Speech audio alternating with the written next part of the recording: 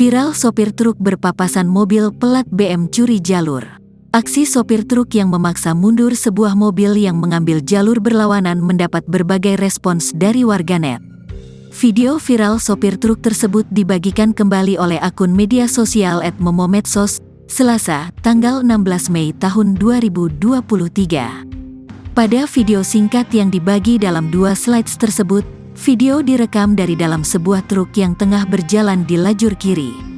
Di hadapan truk tersebut, tampak sebuah mobil berwarna putih tengah berusaha menyalip antrean saat macet di lajur kanan, sehingga menghalangi jalan pengendara di lajur kiri. Tak hanya kondisi jalanan yang macet, marka di tengah jalan juga menunjukkan garis lurus panjang yang menunjukkan dilarang mendahului. Pengemudi truk lantas berusaha memaksa mobil pelat BM tersebut untuk mundur, hingga berkali-kali membunyikan klakson. Mendapat perlakuan demikian, pengemudi mobil putih lantas berusaha mundur.